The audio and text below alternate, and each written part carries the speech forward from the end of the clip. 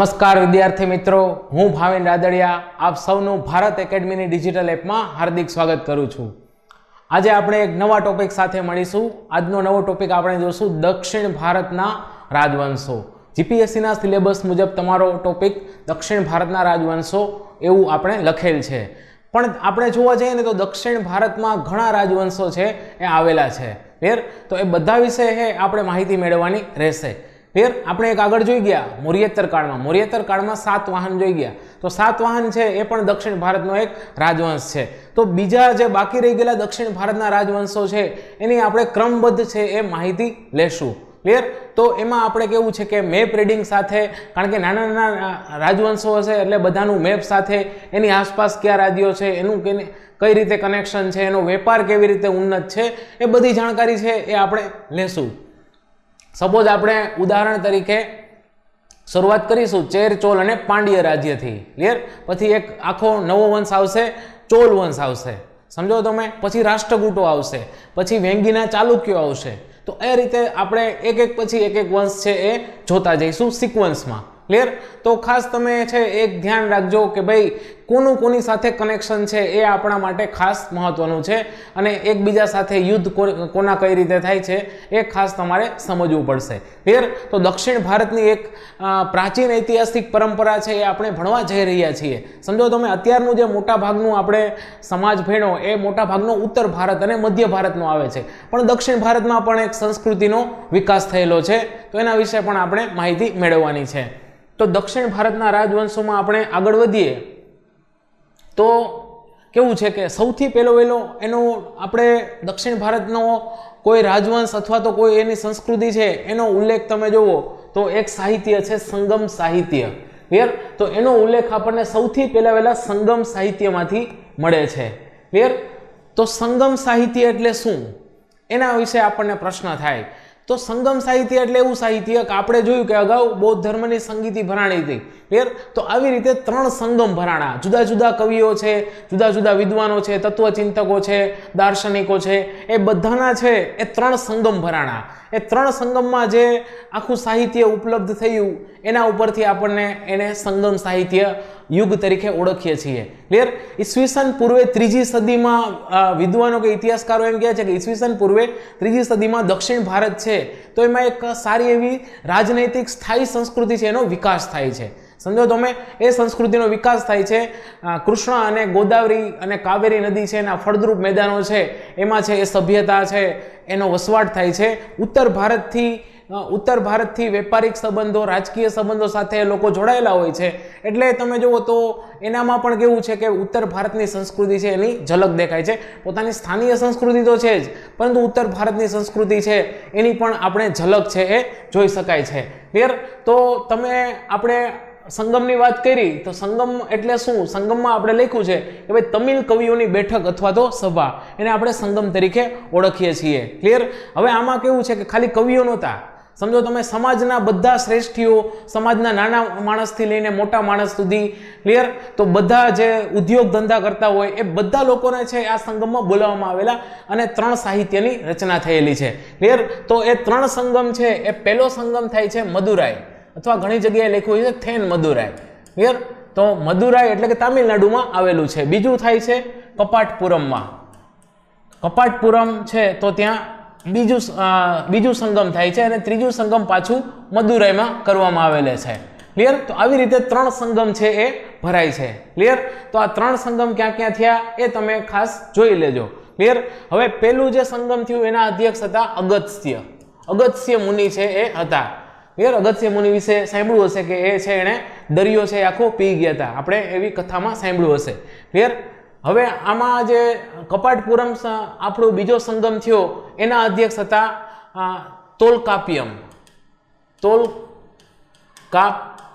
તોલકાપિયર છે એના અધ્યક્ષ હતા। આ અગસ્ત્ય છે તો એના શિષ્ય હતા। ક્લિયર? તો તમે જુઓ તો પહેલો આમાં અગસ્ત્ય હતા, બીજું જે સંગમ થયું તો એમાં અગસ્ત્યના શિષ્ય છે એ તોલકાપિયર છે એ બીજા સંગમના અધ્યક્ષ હતા, અને ત્રીજા સંગમના અધ્યક્ષ હતા નક્કી કરાર। ક્લિયર? નક્કી કરાર છે તો અથવા તો નક્કીકાર છે એ ઘણી જગ્યાએ લખ્યું હશે। ક્લિયર? તો આ ત્રણ સંગમ થયા, એના અધ્યક્ષ છે આ રીતે હતા. પહેલો સંગમ થયો એના પુસ્તકો છે એ આપણને મળતા નથી. ક્લિયર? એટલે એના વિશે આપણને કાંઈ માહિતી મળતી નથી. અને બીજો સંગમ થયો તો એમાં તમે જુઓ તો એનો એક ગ્રંથ આપણને મળે છે, એ છે તોલકાપ્યમ. ક્લિયર? તોલકાપ્યરે ગ્રંથ લખ્યો એટલે એ ગ્રંથનું નામ છે તોલકાપ્યમ. તો એમાં જે દક્ષિણ ભારતનો જે ઐતિહાસિક સ્થળો છે, એનો જે જિયોગ્રાફિક છે, એના જે વંશો છે એની માહિતી આપણને મળે છે. ક્લિયર? આપણે શરૂઆતના 3 વંશ જોશું, ચેર, ચોલ અને પાંડ્ય. તો એ ત્રણેયની માહિતી છે એ આપણને આમાંથી મળે છે. અને ત્રીજો સંગમ થયો એમાં ઘણા બધા ગ્રંથો છે એનું સંકલન છે એ કરવામાં આવ્યું છે. ક્લિયર? તો આ જે ત્રીજો સંગમ થયો એના મોટા ભાગના ગ્રંથો છે આપણે ઉપલબ્ધ છે. ક્લિયર? તો આ 3 સંગમ વિશે આપણે માહિતી મેળવી લીધી. હવે આપણે આગળ વધીએ તો એમ કહેવાય છે કે મદુરાઈના પાંડ્ય શાસકો છે એના સંરક્ષણમાં આ જે 3 સંગમ આપણે જોયા એનું આયોજન થયું હતું. ક્લિયર? આપણે આગળ જોશું ચેર, ચોલ અને પાંડ્ય સામ્રાજ્ય. તો મદુરાઈના પાંડ્ય લોકો હતા એની અધ્યક્ષતામાં એના સંરક્ષણમાં 3 સંગમ સભાનું આયોજન થયું હતું એવું કહેવાય છે. હવે તમે જોવો તો આમાં અમુક ગ્રંથ લખાણા, તો એ ગ્રંથ વિશે આપણે માહિતી જોઈ લઈએ. તો એમાં સૌથી પહેલા એક સારો ગ્રંથ લખાણો છે તિરુક્કુરલ. તિરુક્કુરલ છે એ તામિલનાડુનો 5મો વેદ છે એને આપણે ગણી શકાય છે. એમાં કેવું છે કે રાજનીતિ, પ્રેમ, નીતિશાસ્ત્ર આધારિત રચનાઓ છે. સપોઝ તમે કેવું છે કે યુપીએસસીમાં તમે નીતિશાસ્ત્ર ઓપ્શનલ સબ્જેક્ટ તરીકે રાખ્યો હોય અથવા નીતિશાસ્ત્રનો અભ્યાસ કરતા હોય તો એમાં જે તિરુક્કુરલ છે, તિરુક્કુરલનું જે નીતિશાસ્ત્ર છે, સંત તિરુક્કુરલ એનું જે નીતિશાસ્ત્ર છે એના વિશે તમારે અભ્યાસ કરવાનો આવે છે. ક્લિયર? તો આનું જે નીતિશાસ્ત્ર છે એ અત્યારે પણ ફેમસ છે. પછી આવે છે શિલ્પાદિક્રમ અને મણિમેખલાય. મણિમેખલાય એટલે એને કહેવાય છે તામિલ કાવ્યોની ઓડિસી. આ બધા જે ગ્રંથ છે, પ્રેમ, શૃંગાર, યુદ્ધ, ક્લિયર, એ સમયના રાજવંશો, એ બધી માહિતી છે એ આ ટૂંકમાં સંગમ ગ્રંથોમાંથી આપણને મળે છે. તો આ 2 કે 3 ગ્રંથોના નામ છે તમારે ખાસ જોવાના છે. તિરુક્કુરલ એટલે કે નીતિશાસ્ત્ર, ક્લિયર, રાજનીતિ, પ્રેમ અને નીતિશાસ્ત્ર આધારિત રચનાઓ છે. શિલ્પાદિક્રમ, મણિમેખલાય એને અત્યારે શું કહેવાય છે, તામિલ કાવ્યો છે એની ઓડિસી તરીકે ઓળખાય છે. ક્લિયર? તો આપણે આગળ વધીએ. આગળમાં આપણે જોઈએ તો સૌથી પહેલા આપણે 3 રાજ્યોનો આપણે અભ્યાસ કરવાનો છે. આ કેવું છે કે આ સાઉથ ઇન્ડિયાનો મેપ છે. સાઉથ ઇન્ડિયાનો મેપ છે એમાં ચેર, ચોલ અને પાંડ્ય 3 રાજ્યો આપેલા છે આપણને. તો તમે જુઓ તો ચેર રાજ્ય છે તો ચેર રાજ્યનું પ્રતીક આપણને આપ્યું છે ધનુષ્ય. ક્લિયર? ચોલ રાજ્ય છે તો એનું પ્રતીક છે વાઘ. ક્લિયર? પાંડ્ય રાજ્ય છે તો એનું પ્રતીક છે માછલી. યાર આ બધા સમુદ્ર કિનારાના રાજ્યો હશે એટલે એની જે અર્થવ્યવસ્થા છે, એનું જે સમાજ જીવન છે એ સામુદ્રિક જે અર્થવ્યવસ્થા છે એની ઉપર વધુ આધારિત રાખતું હશે. એટલે તમે જુઓ તો એ મીઠાની ખેતી વધુ કરતા હશે, વહાણ બનાવતા હશે, એની પાસે મજબૂત નૌકા સેના હશે. ક્લિયર? તો આ બધા પરિબળો છે એ આપણે આગળ જોવાના છે. વહાણ ઉદ્યોગ બહુ ઉન્નત અવસ્થામાં હશે તો એનાથી શું કરશે કે એનો નિકાસની પદ્ધતિ છે એ સામુદ્રિક રસ્તે બહુ વધારે હશે. ક્લિયર? એ આપણે જોશું કે ગ્રીક, રોમન અને ચાઇનીઝ લોકો, મલાયા, ઇન્ડોનેશિયા એની સાથે એનો વેપાર છે એ ઉન્નત છે. દક્ષિણ પૂર્વ એશિયા સાથે જે ભારતનો વેપાર છે એ ઉન્નત છે આ સમયમાં. ક્લિયર? તો ચેર, ચોલ અને પાંડ્ય રાજ્યો વિશે આપણે થોડીક માહિતી મેળવવાની છે તો આપણે જોઈ લઈએ. તો સૌથી પહેલું રાજ્ય છે ચેર. ચેર રાજ્ય છે એની રાજધાની હતી કુરુવર. રાજધાની કુરુવર હતું. આપણે જોયું કે ભાઈ એનું ચિહ્ન શું છે? એનું ચિહ્ન છે ધનુષ. અને એનું પ્રમુખ બંદર, એના પ્રમુખ બંદર 2 હતા, તોંડી અને મુચિરી. ક્લિયર? તો તોંડી અને મુચિરી છે એ ચેર સામ્રાજ્યના મુખ્ય છે એ બંદર હતા. ક્લિયર? કારણ કે સમુદ્ર કિનારે રાજ્યો છે એટલે એના બંદર છે એ ટૂંકમાં એની વ્યવસ્થા છે એમાં બહુ મહત્વનો ભાગ ભજવશે. ક્લિયર? હવે તમે જુઓ તો એમ કહેવાય છે કે રોમન લોકો સાથે વેપાર કરવાને કારણે એ સમૃદ્ધ રાજ્ય હતું. ક્લિયર? રોમન લોકો સાથે છે એ આ લોકો છે વેપાર કરતા એટલે તમે જુઓ તો ત્યાંથી છે એ અઢળક સોનું ચાંદી છે અહીંયા આવતું એટલે આ રાજ્ય છે એ સમૃદ્ધ છે. અને એવું કહેવાય છે કે રોમન લોકોએ પોતાના હિતોના રક્ષણ માટે મુજીરી એટલે કોચી, અત્યારે મુજીરીસ તરીકે પણ આપણે એને ઘણી જગ્યાએ વાંચેલું હોય છે. મુજીરીસ એટલે કોચીના 2 રેજિમેન્ટ છે એની સ્થાપના કરેલી. ક્લિયર? કોચીમાં રોમન લોકો છે એણે અહીંયા 2 લશ્કરી રેજિમેન્ટની સ્થાપના કરેલી. અને કેવું છે કે એક ઓગસ્ટસ એટલે ગ્રીક દેવતા છે, ઓગસ્ટસ દેવતાનું મંદિર છે એ અહીંયા રોમન લોકોએ બંધાવેલું. એટલે એમ કહી શકાય કે રોમન લોકો છે એ પણ અમુક લોકો છે અહીંયા રહેતા હોવા જોઈએ. લશ્કરી રેજિમેન્ટ તો છે જ, અમુક લોકો અહીંયા રહેતા હોવા જોઈએ એના માટે છે એ ઓગસ્ટસ દેવતાનું મંદિર છે એ બંધાવવામાં આવે છે. ક્લિયર? તો ચેર રાજ્ય બધાને ક્લિયર થઈ ગયું? તો આપણે આગળ જોઈએ, પછી આવશે ચોલ. ક્લિયર? તો ચોલ રાજ્ય આ રાજેન્દ્ર ચોલ વાળું નથી, સમજો તમે, એ આપણે આગળ ભણશું, પણ આ એક નાનું સાઉથનું એક રાજ્ય છે ચોલ. તો ચોલની રાજધાની હતી ઉરૈયુર, એનું ચિહ્ન હતું વાઘ, અને એના મુખ્ય બંદર છે પુહાર અને કાવેરીપટ્ટનમ. ક્લિયર? આ તમારે ખાસ જોવાનું છે. તો ચિહ્ન શું આવશે? વાઘ, અને બંદર આવશે પુહાર અને કાવેરીપટ્ટનમ. હવે એમ કહેવાય છે કે આના શાસકોએ શ્રીલંકામાં 50 વર્ષ સુધી શાસન કરેલું, કારણ કે શ્રીલંકા તો આપણે જોયું કે ભાઈ આની નજીક જ આવશે. ક્લિયર?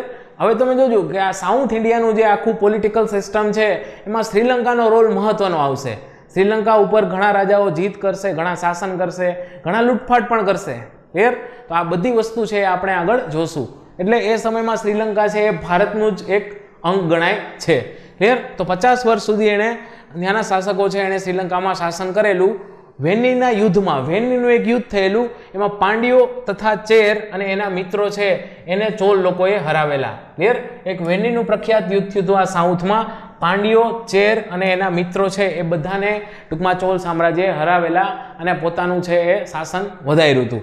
હવે ઉરૈયુર છે, ક્લિયર? ઉરૈયુર આપણે જોયું કે એની રાજધાની છે. ઉરૈયુર કપાસના વેપાર માટે છે એ પ્રખ્યાત હતું. ક્લિયર? ઉરૈયુર કપાસના વેપાર માટે પ્રખ્યાત હતું, અને કારિકાલ છે એ આ વંશનો પ્રતાપી રાજા હતો. ક્લિયર? આ વંશોમાં ઘણા રાજા થઈ ગયા, પણ એના વિશે આપણે ડિટેલની જરૂર નથી, એટલે આપણે જેટલી જરૂર છે એટલી માહિતી આપણે લઈએ છીએ. ક્લિયર? તો કારિકાલ છે એ આ વંશનો પ્રતાપી રાજા હતો. આગળ વધીએ, આપણે બે રાજ્યો જોયા, ચેર અને ચોલ. હવે ત્રીજું રાજ્ય આપણે જોઈએ તો ત્રીજું રાજ્ય આવશે પાંડ્ય રાજ્ય. તો પાંડ્ય રાજ્યની રાજધાની હતી મદુરાઈ. આપણે જોયું ને કે ભાઈ મદુરાઈ છે તો એમાં આપણે એક સંગમ થયો હતો. ક્લિયર? પહેલો અને ત્રીજો બે સંગમ છે એ મદુરાઈમાં થયા હતા. સમજો તમે. પછી ચિહ્ન આવશે એનું માછલી, અને બંદર આવશે કોરકઈ. કોરકઈ છે એનું બંદર હતું. હવે તમે જુઓ તો આ જે પાંડ્ય રાજ્ય છે એનો સૌ પ્રથમ ઉલ્લેખ આપણે યાદ કરો તમે મૌર્યકાળ. મૌર્યકાળમાં તમે એક યાદ કરો સેલ્યુકસ નિકેટર અને ચંદ્રગુપ્ત મૌર્ય. તો સેલ્યુકસ નિકેટર એનો રાજદૂત અહીંયા રાખવામાં આવેલો મેંગેસ્થનીસ. તો મેંગેસ્થનીસની જે ઇન્ડિકા છે બુક, એમાં આ પાંડ્ય રાજ્ય છે એનો ઉલ્લેખ છે આપણને જોવા મળે છે. હવે એ મોતીઓ છે એના માટે પ્રસિદ્ધ હતું. પાંડ્ય રાજ્ય છે એ સમયમાં મોતીઓ માટે ઘણું પ્રસિદ્ધ હતું. ક્લિયર? હવે એની એક આખી આપણે સિસ્ટમ જોઈએ, આર્થિક અને સામાજિક જીવન આ ચેર, ચોલ અને પાંડ્ય રાજ્યો છે તો એમાં કેવી રીતે આખી સિસ્ટમ હતી. તો એમ કહી શકાય કે ભાઈ ચોખા છે એ આ સમયનો સૌથી મહત્વપૂર્ણ પાક હતો. સમજો તમે. અત્યારે પણ તમે જો સાઉથ ઇન્ડિયામાં છે તો ચોખા અને એની બનાવટ વધુ પ્રમાણમાં વપરાય છે. ઘઉં છે તો ત્યાં એટલા બધા થતા નથી, એટલે ચોખા છે એ સમયથી ટૂંકમાં મહત્વપૂર્ણ પાક છે એ જાણી શકાય છે. ચોલનો શાસક કારિકાલ છે તો એણે કાવેરી નદી ઉપર બંધ બાંધેલો. ક્લિયર? કાવેરી નદી ઉપર બંધ બાંધવાનું કારણ શું છે કે સિંચાઈની સુદૃઢ વ્યવસ્થા છે એણે પોતાના સામ્રાજ્યના લોકો છે, ખેડૂતો છે, એને પ્રોવાઈડ કરી હોવી જોઈએ. એટલે કારિકાલ છે એણે ટૂંકમાં કાવેરી નદી ઉપર બંધ બાંધેલો. આમાં મીઠું છે એ સારા પ્રમાણમાં બનતું. ક્લિયર? સ્વાભાવિક છે કે ભાઈ દરિયા કિનારે આ રાજ્યો હતા એટલે મીઠાના ઉત્પાદક તો હશે જ. એટલે આ ત્રણેય રાજ્યો છે તો એમાં મીઠાનું ઉત્પાદન સારા પ્રમાણમાં થતું. પેરીપ્લસ ઓફ એરિથ્રિયન સી, એમાં શું કીધું છે કે ઇન્ડો રોમન વેપારનું આખું વર્ણન કર્યું છે. હવે આ પુસ્તક એવું છે, પેરીપ્લસ ઓફ એરિથ્રિયન સી ઇતિહાસનું એક એવું પુસ્તક છે કે એનો કોઈ લેખક છે આપણને ઉપલબ્ધ નથી, પણ એ પુસ્તક છે એ ભારત વિશે બહુ સારી એવી માહિતી આપણને આપે છે.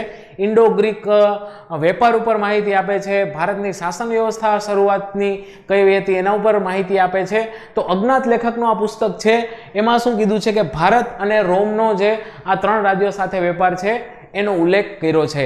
પછી પ્લિની નામનો જે ઇતિહાસવિદ હતો અને જીઓગ્રાફિક ટૂંકમાં ભૂગોળ વેદા પણ હતો.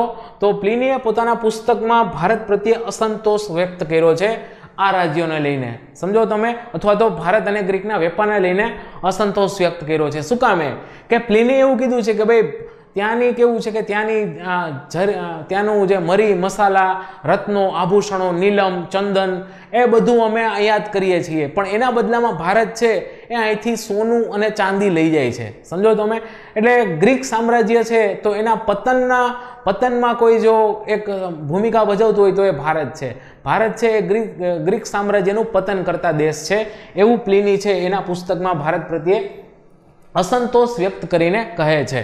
હવે તમે જુઓ તો આ નિકાસમાં શું શું કરતા, તો નિકાસ ઘણી મોટી હતી. એક તો કાલી મિર્ચ, આભૂષણ, અત્તર, હાથીદાંત, મુસ્લિન કાપડ, હીરા, નીલમ, કિંમતી પથ્થર, ચંદન, લોખંડ, સ્ટીલના છરીકાંટા વગેરે વસ્તુ છે એની નિકાસ છે એ અહીંથી થતી. કારણ કે તમે જુઓ તો બધા રાજ્યો છે એને 2-3 સારા બંદર છે જ, એટલે આ બધી વસ્તુની જે નિકાસ છે એ રોમન લોકો સુધી થતી. મલાયા, ઇન્ડોનેશિયા, ત્યાંથી ચાઇના થઈને ઉપર આખા રોમન સુધી થતી. ક્લિયર? તો આગળ વધીએ આપણે. તો ચેર, ચોલ અને પાંડ્ય છે એવી આપણે વ્યવસ્થા છે એ કન્ટિન્યુ જોઈએ. હવે બીજી શતાબ્દીનો વિયેના પેપિરસ દસ્તાવેજ છે એમાં જે ભારતનો અને સમજો તમે ભારત અને યુરોપનો એટલે કે ઇન્ડો ગ્રીક લોકો વચ્ચેનો જે વેપાર છે એના પુરાવા છે એ વિયેના પેપિરસ દસ્તાવેજમાં દેખાય છે. એક દસ્તાવેજ આપણને મળ્યો છે, અહીંના વેપારી અને ત્યાંના વેપારી એ બંને વચ્ચેનું કંઈક એગ્રીમેન્ટ થયેલું હોય, કોઈ વસ્તુ છે એની નિકાસનું એક આખું એગ્રીમેન્ટ થયેલું હોય, એવો આપણને વિયેના પેપિરસનો એક દસ્તાવેજ મળ્યો છે. એના ઉપરથી પણ આપણે કહી શકીએ કે આ જે રાજ્યો છે એનો ગ્રીક લોકો સાથે ઉન્નત વેપાર હતો. હવે તમે જુઓ તો આના જે સેના અધ્યક્ષો હતા, સેના અધ્યક્ષોને એક ઔપચારિક સમારોહ કરવામાં આવતો. એમાં કેવું છે કે એને ઇનાદીની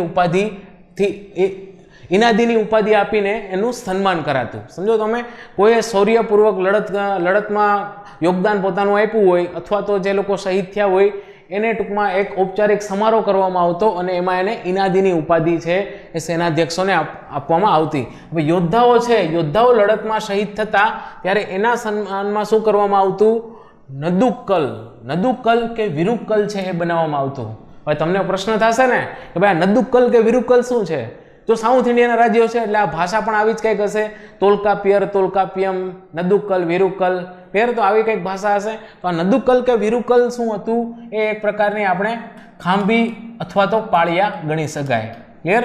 તો શહીદ થતા એના સન્માનમાં આવા ખાંભી કે પાળિયા એટલે કે નદુક્કલ કે વિરુક્કલ છે એ બનાવવામાં આવતું. ક્લિયર? આ શબ્દોથી તો આપણા ગુજરાતના લોકો લગભગ બધા છે એ ટૂંકમાં જાણીતા જ હશે. હવે તમે જુઓ તો સતી પ્રથા છે એ આ સમયમાં પણ પ્રચલિત હતી, જેને શું કહેવામાં આવતું? તિપ્લયાદલ નામથી ઓળખવામાં આવતી સતી પ્રથાને. ક્લિયર? એટલે ઉત્તર ભારતમાં પણ સતી પ્રથા જોવા મળતી અને દક્ષિણ ભારત છે તો એમાં પણ સતી પ્રથા છે એ જોવા મળતી. ક્લિયર? તો આ ચેર, ચોલ અને પાંડ્ય રાજ્યોમાં છે એ આપણે આટલું ભણવાનું છે. ક્લિયર? એમાં રાજા તો ઘણા આવે છે પણ કેવું છે કે એના વિશે કંઈ આપણે એટલી બધી માહિતી મેળવવાની થતી નથી. ક્લિયર? આટલી એની જે વ્યવસ્થા છે, રાજ્ય વ્યવસ્થા, આર્થિક વ્યવસ્થા, એના જે ચિહ્નો છે, ક્લિયર, એના જે બંદરો છે એની માહિતી છે એ તમારે ખાસ યાદ રાખવાની છે. એવી કંઈક માહિતી છે એ એક્ઝામમાં પૂછાઈ શકે છે. પછી તમે જુઓ તો પલ્લવ વંશ. તો પલ્લવ વંશ છે એ આપણા માટે બહુ મહત્વનો વંશ છે. ક્લિયર? ચેર, ચોલ અને પાંડ્ય ભણ્યા પછી આપણે જોશું પલ્લવ વંશ. તો તમે જુઓ તો પલ્લવ વંશના આ મંદિરો છે. ક્લિયર? જે પલ્લવ વંશના મંદિરો છે એ એની જે મંદિર સ્થાપત્ય શૈલી છે એના માટે ઘણા પલ્લવ લોકો પ્રખ્યાત હતા. તમને ખબર હશે કે ભાઈ દક્ષિણ ભારત છે એમાં મંદિરની નવી સ્થાપત્ય શૈલીનો ઉદ્ભવ થાય છે. ક્લિયર? ઉત્તર ભારતમાં નાગર શૈલીનો ઉદ્ભવ થાય છે અને દક્ષિણ ભારત છે તો એમાં દ્રવિડ શૈલીનો ઉદ્ભવ થાય છે. સમજો તમે, નાગર અને દ્રવિડ શૈલી, ક્લિયર, એ બંને મંદિરની શૈલી છે પણ એમાં થોડો ઘણો આપણને તફાવત જોવા મળે છે. ક્લિયર? જેમ કે ઉત્તર ભારતનો જે મંદિર હોય એના શિખર છે તો એને આપણે શિખર તરીકે ઓળખીએ છીએ, મંદિરની ઉપરનો ભાગ. ક્લિયર? અને દક્ષિણ ભારતમાં છે તો એને આપણે વિમાન તરીકે ઓળખાય છે. ઉત્તર ભારતના મંદિરો છે તો ત્યાં પાણીનો હોજ કે ટેન્ક કે એવું કંઈ હોતું નથી, જ્યારે આમાં છે એ પાણીનો હોજ ને એવું બધું જોવા મળે છે. ક્લિયર? તો આ બધું તમે છે એ કલ્ચરના લેક્ચરમાં છે ડીપમાંથી ભણશો. ક્લિયર? તો ઉત્તર ભારતમાં જે દ્રવિડની મંદિરની શૈલી આવે છે એમાં જે સ્થાપત્ય કળા છે એમાં જે પલ્લવ લોકો છે એને ઘણું યોગદાન આપે છે. એને એક દ્રવિડ શૈલીની પેટા શૈલી એટલે કે પલ્લવ શૈલી પણ કહેવાય છે. મંદિરોની જે સ્થાપત્ય કલાની પલ્લવ શૈલી છે એના યોગદાનમાં પણ બહુ મહત્વનું ટૂંકમાં પ્રાધાન્ય આપ્યું છે. રથ મંદિરો છે એ બહુ આના જાણીતા છે. 50 રૂપિયાની નોટ ઉપર તમે જોજો રથ મંદિરનો ફોટો છે, એ હમણાં આપણે આગળ ઇમેજમાં જોશું. તો એ પણ આ જે રથ મંદિરો છે એ આ કાળના સ્થાપત્યના ટૂંકમાં ઉદાહરણ છે. તો આપણે આગળ જોઈએ તો આનો એક આપણે આખો મેપ રીડિંગ કરી લઈએ તો શું જોવા મળે છે. જોવો જી તમે, આ શું છે? ઈસવીસન 590 છે. ક્લિયર? 590 એડી છે. તો 590માં તમે જુઓ તો પલ્લવ વંશ છે એ અસ્તિત્વ ધરાવે છે. પલ્લવમાં તમે જુઓ તો આ પલ્લવ છે એની રાજધાની છે કાંચીપુરમ. નીચે તમે જુઓ તો ચેર અને પાંડ્ય બે રાજ્યો છે, ચેર અને પાંડ્ય છે. અહીંયા તમે જુઓ તો ચાલુક્ય છે. ક્લિયર? અહીંયા જે આ વેંગીનો પ્રદેશ છે, તો વેંગીના પ્રદેશ છે એ ટૂંકમાં કૃષ્ણા અને કાવેરીની આસપાસના જે મેદાનો છે એ વેંગીનો પ્રદેશ ઓળખાય છે. તો એ વેંગીના પ્રદેશ માટે છે એ ટૂંકમાં એક સમતળ અને ફળદ્રુપ પ્રદેશ છે, તો એના માટે છે ઘણા યુદ્ધો ખેલાણા છે સાઉથ ઇન્ડિયામાં. તો ચાલુક્ય છે એ આ લોકોના સૌથી મોટા પ્રતિદ્વંદી હશે. તો ચાલુક્ય સાથે પણ એના યુદ્ધ થશે, ચેર અને પાંડ્ય સાથે પણ એના યુદ્ધો થશે. સમજો તમે. પછી અહીંયા કલ્ચુરી વંશ છે, અહીંયા મૈત્રકો છે વલભીમાં. ક્લિયર? અહીંયા લેટ ગુપ્તો છે. ક્લિયર? લેટ ગુપ્તો છે. પછી અહીંયા તમે જુઓ તો અહીંયા મોખરી વંશ છે, મોખરી વંશ. ક્લિયર? એટલે કે હર્ષવર્ધન છે એના ટૂંકમાં વંશજો છે એ હશે. પુષ્યભૂતિ, કનોજનો મોખરી વંશ, અહીંયા છે પુષ્યભૂતિ. પુષ્યભૂતિ એટલે હર્ષવર્ધન. ક્લિયર? તો આ તમે જુઓ તો આખી ભારતની જે એ સમયની સિસ્ટમ છે પલ્લવની એ આપણને બતાવે છે. ક્લિયર? તો પલ્લવની આરે કોણ હશે? ચાલુક્ય હશે. એનો ખાસ છે એના પ્રતિદ્વંદી સાથે હશે. એટલે એ બંને વચ્ચે છે એ લડત ઘણી જગ્યાએ આપણને આગળ જોવા મળી શકે છે. તો આગળ વધીએ. તો પલ્લવ વંશ, પલ્લવ વંશમાં આપણે આગળ વાત કરીને આપણે આગળ મૌર્યોત્તર કાળમાં વાત કરી કે ભાઈ મૌર્યો પછી ભારતમાં સાઉથ ઇન્ડિયામાં કયા વંશ આવ્યા? મૌર્યો પછી આવ્યા હતા સાતવાહન વંશો. ક્લિયર? સાતવાહન પછી આપણે જોયું હતું કે ભાઈ ઈક્ષ્વાકુ વંશો આવ્યા હતા. ક્લિયર? એટલે મૌર્યો પછી આવ્યા સાતવાહનો, પછી આવ્યા ઈક્ષ્વાકુ, અને ત્યારબાદ છે એ પલ્લવો સત્તા ઉપર આવે છે. ક્લિયર? એક તમે કનેક્શન જોઈ લેજો આ. ક્લિયર? જો કનેક્શન ન થાય તો તમે મૌર્યોત્તર કાળનો વિડીયો જોઈ લેજો. ક્લિયર? એ આપણે આની પહેલા મૂક્યો હશે તો મૌર્યોત્તર કાળના વિડીયોમાં તમે જોજો કે આપણે આખી સાતવાહન લોકોને, સાતવાહન વંશજ છે એની આપણે વાત કરી છે. ક્લિયર? તો સાતવાહન, ઈક્ષ્વાકુ અને પલ્લવો સત્તા ઉપર આવે છે. રાજધાની છે કાંચી. ક્લિયર? કાંચીપુરમ પણ આને કહેવાય છે. ક્લિયર? તો પલ્લવની રાજધાની હતી કાંચી. પલ્લવ શબ્દનો અર્થ થાય છે લતા.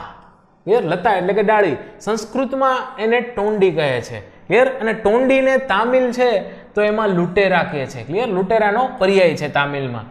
તો ટોંડી છે એને સંસ્કૃતમાં શબ્દ છે, એનો જે તામિલ છે તો એમાં એનો મિનિંગ છે લુટેરાઓ. એ લુટેરા શબ્દનો પર્યાય છે એવો થાય છે. એટલે શું કહી શકાય કે જે પલ્લવો છે એ શરૂઆતમાં કોઈ જનજાતિ હશે, જનજાતિ છે એમાંથી છે એ પોતે સત્તામાં આવ્યા છે. ક્લિયર? તો આ રીતે પલ્લવ છે એ લોકો સત્તામાં આવે છે. હવે તમે જુઓ તો એનો પહેલો રાજા છે સિંહ વિષ્ણુ.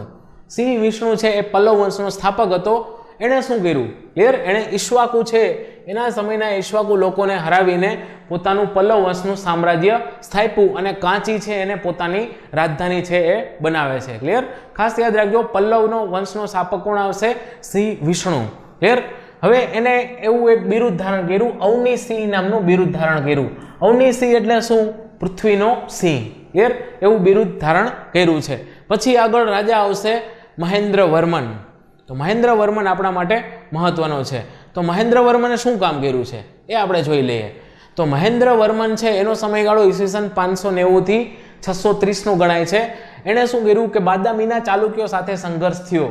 ક્લિયર? આપણે જોયું ને કે ભાઈ એની બાજુમાં ચાલુક્ય વંશ હતો, મેપમાં આપણે જોયું. ક્લિયર? તો બાદામીના ચાલુક્યો સાથે સંઘર્ષ થયો. પુલકેશિન બીજા સામે છે એ હારે છે. સમજો તમે, પુલકેશિન બીજો છે બાદામી ચાલુક્ય વંશનો, એ આપણે હમણાં આગળ જોશું. એની સામે તમે જોવો તો પુલકેશિન બીજા સામે મહેન્દ્ર વર્મન છે એની હાર થાય છે. હર્ષવર્ધન છે તો એની પણ પુલકેશિન બીજા સામે હાર થાય છે. એટલે આ તમે જોવો તો ચાલુક્ય વંશનો પ્રતાપી રાજા હતો, એ આપણે જોશું આગળ.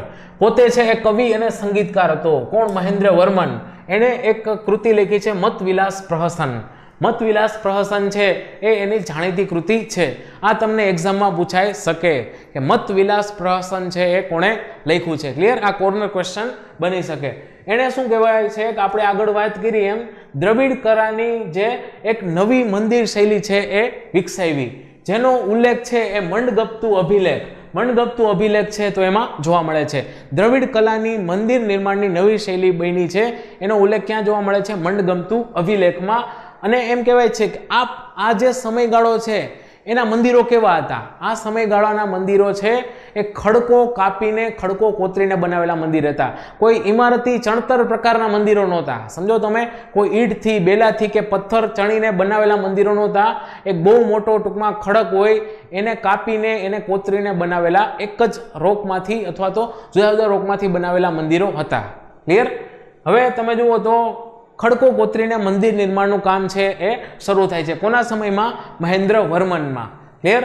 એટલે આના જે ઉદાહરણ છે એ આપણને આપ્યા છે, ઉદાહરણ છે આપણા માટે મહત્વના છે, કારણ કે એના ઉપરથી આપણે ખબર પડી શકશે કે ભાઈ કઈ રીતે જે દ્રવિડ શૈલી છે આગળ વધે છે. એટલે આમાં શું છે કે આપણે ઇતિહાસ પણ જોતા જઈએ છીએ, કલ્ચર પણ જોતા જઈએ છીએ. સમજો તમે, કલ્ચર માં પણ કેવી રીતે મંદિર છે આગળ વધે છે એ પણ આપણે ઇમેજ દ્વારા છે જોતા જશું. ક્લિયર? એટલે કેવું છે કે ખડકમાંથી મંદિરનું નિર્માણ શરૂ થયું. મણગમતુનું ત્રિમૂર્તિ મંદિર અને પલ્લવ વરમનો પંચ પાંડવોનો મંડપ છે એ એના બે ખાસ જાણીતા ઉદાહરણો છે. વધારે માહિતી માટે આપણે ઇમેજમાં જોઈએ. તો ઇમેજમાં તમે જુઓ તો આપણને આપેલું છે, આ છે એ મણગમતુનું ત્રિમૂર્તિ મંદિર છે. ક્લિયર? મણગમતુનું ત્રિમૂર્તિ મંદિર છે, રોકમાંથી બનાવવામાં આવ્યું છે. સમજો તમે, એક પથ્થરમાંથી છે આ મંદિર છે બનાવવામાં આવ્યું છે. ક્લિયર? આ છે પંચ પાંડવોનું મંદિર છે. ક્લિયર? તો આ પણ તમે જુઓ તો એક રોક, સિંગલ રોકમાંથી બનાવવામાં આવ્યું છે. એટલે થાશે શું કે હજી ઇમારતી ચણતર પ્રકારના મંદિરો છે અસ્તિત્વમાં આવ્યા નથી. ક્લિયર? તો એક પથ્થરમાંથી બનાવેલા મંદિરો છે એ અસ્તિત્વમાં આવ્યા છે. તો ખબર પડી આ બધાને? આ ઇમેજ જોઈ હશે બધાએ. ક્લિયર? તો હવે આપણે આગળ વધીએ. હવે તમે જુઓ તો પછી આવે છે નરસિંહ વર્મન પ્રથમ. નરસિંહ વર્મન પ્રથમનો સમયગાળો તમે જુઓ તો ઈસવીસન 630 થી 668 છે. હવે એણે શું કર્યું? એણે પુલકેશી દ્વિતીયને હરાવ્યો. આપણે આગળ જોઈ ગયા ને કે ભાઈ મહેન્દ્ર વર્મન છે તો એને પુલકેશીને દ્વિતીય છે તો એને હરાવ્યો હતો પુલકેશી દ્વિતીય. તો હવે શું કરે છે કે એનો પુત્ર છે, એના પિતા છે, એનો બદલો લે છે. બદલો લઈને પુલકેશી બીજો છે એને હરાવે છે. ક્લિયર? પછી બીજું શું કર્યું? પશ્ચિમી ચાલુક્યો અને બાદામી, આ બે પશ્ચિમી અને બાદામી બે જગ્યાએ બે છે એ ચાલુક્યો છે. તો એ બંને ચાલુક્યો છે એના પર વિજય હાંસલ કરી અને કેવું છે કે એમાં એને કેવું છે કે એમાં એને શ્રીલંકાના રાજકુમાર માનવ વર્મા છે એની મદદ છે એ મળેલી. ક્લિયર? એટલે તમે જુઓ તો આ જે પલ્લવ વંશના રાજાઓ છે એને શ્રીલંકાના જે રાજકુમારો છે, શ્રીલંકાના રાજાઓ છે એની સાથે સારા સંબંધ હતા. ક્લિયર? એટલે એની જે લશ્કરી મદદ છે એને મેળવેલી. હવે તમે જુઓ તો આ છે એ મંદિર કળાને પણ આગળ વધારે છે. તો કેવા મંદિર હતા? હવે એને મંદિર નિર્માણમાં મંડપો અને રથયુક્ત મંદિરો બનાવ્યા. જે મામલ શ્રેણી છે એ કહેવાય છે. સમજો તમે, મામલ શ્રેણી કહેવાય છે. ક્લિયર? તો નરસિંહ વર્મનની પ્રથમ છે તો એની શૈલી કઈ આવશે? મામલ શ્રેણી. સમજો તમે, કેવા મંદિરો બંધાવ્યા? મંડપો અને રથયુક્ત મંદિરો બંધાવ્યા. ક્લિયર? એ શું થયું કે વધુ અલંકૃત અને વધુ જટિલ છે. પહેલાના મંદિર જોજો, આની પહેલાના મંદિર તમે આપણે ઇમેજમાં જોયા તો એ સાદા મંદિર છે, પણ આ કેવા થશે કે અલંકૃત થશે, કોતરણી કામ વધશે અને વધુ જટિલતા આવશે. ક્લિયર? એના બાંધકામમાં વધુ જટિલતા આવશે. સ્તંભો પાતળા, લાંબા અને એના નાજુક દેખાય છે. ઉદાહરણ તરીકે કોનેરી મંડપ, વારા મંડપ, પાંચ પાંડવ મંડપ અને રથ મંદિર એ એના ઉદાહરણ છે. હવે તમે જુઓ તો નરસિંહ વર્મન છે, આપણે ઉદાહરણ આગળની સ્લાઇડમાં જોશું. નરસિંહ વર્મનના કારણે મહાબલીપુરમ છે એ મામલ્લપુરમના નામથી ઓળખાય છે. ક્લિયર? તો મામલ્લપુરમ છે એ પણ કેવું છે કે એ મહાબલીપુરમ જ છે, પણ નરસિંહ વર્મન છે એને મામલ શ્રેણીના મંદિર બંધાવ્યા હતા, એટલે મહાબલીપુરમને મામલ્લપુરમ તરીકે આપણે ઓળખીએ છીએ. ક્લિયર?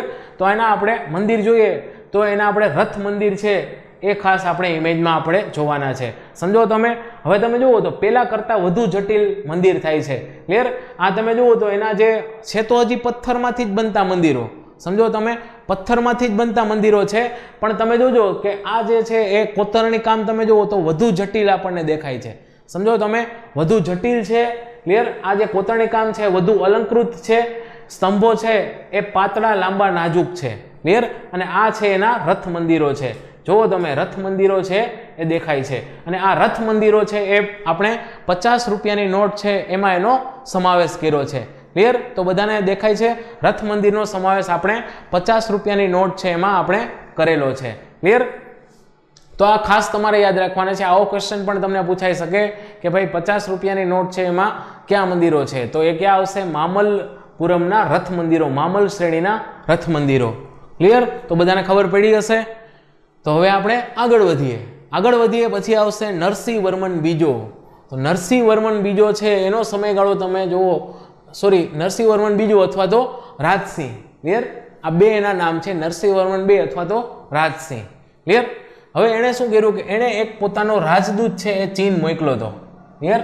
આ આપણા માટે બહુ મહત્વની વસ્તુ છે. એણે પોતાનો એક રાજદૂત છે એ ચીન મોકલેલો. ક્લિયર? એટલે ચીન સાથે પણ એના સારા સંબંધ હતા. અને હમણાં આપણે જોશું કે ભાઈ જિનપિંગ છે, ઝી જિનપિંગ અને નરેન્દ્ર મોદી છે એ હમણાં મળ્યા હતા. એનો આ જગ્યા સાથે બહુ સારો એવો સંબંધ છે. ક્લિયર? એના સમયમાં ચણતરી ઇમારત પ્રકારના મંદિરો છે અસ્તિત્વમાં આવ્યા. ત્યાર સુધી આપણે જોયું ને કે ભાઈ એક પથ્થરમાંથી મંદિરો બનતા હતા, રોકમાંથી મંદિરો બનતા હતા. પણ હવે શું થયું કે ઈટ અને ચૂનો, ક્લિયર? ઈટ અને ચૂનો અને પથ્થરો છે એનું એક પ્રોપર ચણતર ક્રમ સાથે ભવ્ય મંદિરો છે આ સમયમાં બને છે નરસિંહ વર્મન બીજાના સમયમાં. ક્લિયર? ઈટ અને પથ્થરનો ઉપયોગ થતો. ગર્ભગૃહ નાના હતા પરંતુ પ્રદક્ષિણા પથયુક્ત હતા. એટલે ગર્ભગૃહ છે એ નાના હતા પરંતુ એના ફરતે તમે પ્રદક્ષિણા કરી શકો એવું હતું. પ્રદક્ષિણાનું મહત્વ પણ ધીમે ધીમે સમય જતા વધે છે. એના મંદિરો છે તટ મંદિરો પણ કહેવાય છે.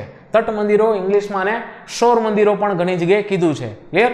એટલે કે તટ મંદિરો છે એ પણ ઓળખાય છે, એટલે દરિયા કિનારે આવેલા મંદિરો છે. ક્લિયર? એનું ઉદાહરણ છે કાંચીવરમનું કૈલાસનાથનું મંદિર. ક્લિયર? કાંચીવરમનું કૈલાસનાથનું મંદિર છે આનું ઉદાહરણ છે. ક્લિયર? તો આપણે જોઈએ કાંચીવરમનું કૈલાસનાથનું મંદિર. આ છે એ કાંચીવરમનું કૈલાસનાથનું મંદિર છે. આ સમયનું એક પ્રખ્યાત મંદિર છે, કાંચીવરમનું કૈલાસનાથનું મંદિર. ક્લિયર? પછી તમે જુઓ તો આ છે એના શોર મંદિરો છે, એટલે કે તટ મંદિરો છે. આનું પણ ઇતિહાસમાં બહુ મહત્વનું ટૂંકમાં મહત્વ છે અને અત્યારે પણ મહત્વ છે.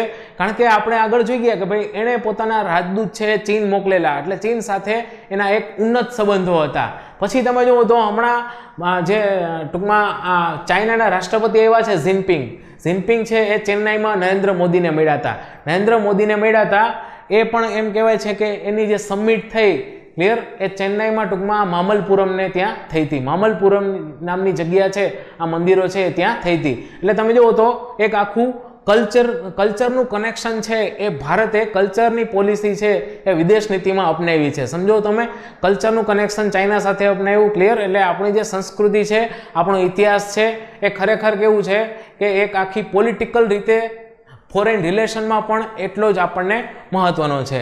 ક્લિયર? તો આ તમે જોઈ શકો છો, આ એના તટ મંદિરો છે. ક્લિયર? એ જિનપિંગની મુલાકાત અને એના વિશેના વિડીયો તમે જોજો તો આ બધું તમે જોશો. ક્લિયર? એમ કહેવાય છે કે ઈસવીસન 893માં પલ્લવોને ચોલ રાજા આદિત્ય પ્રથમે હરાવી એનો આ વંશનો છે અંત કરે છે. ક્લિયર? અત્યાર સુધી ભવ્ય જાહો જલાલી વાળું એણે બાંધકામ કર્યું છે, પણ કેવું છે કે 893માં આદિત્ય પ્રથમ એ ચોલ વંશ આપણે જોશું એ ટૂંકમાં પલ્લવોને હરાવે છે અને આ વંશ છે એનો અંત આવે છે. તો ખાસ આ વંશમાં આપણે ખાસ તમે જુઓ તો જે મંદિરો છે એની જે દ્રવિડ શૈલી છે એના વિશે ખાસ માહિતી મેળવવાની છે. આ છે કાંચીપુરમનું કૈલાસનાથનું મંદિર. ક્લિયર? આ છે શોર મંદિરો. ક્લિયર? તો બધાને ખબર પડી. તો હવે આપણે આગળ વધીએ.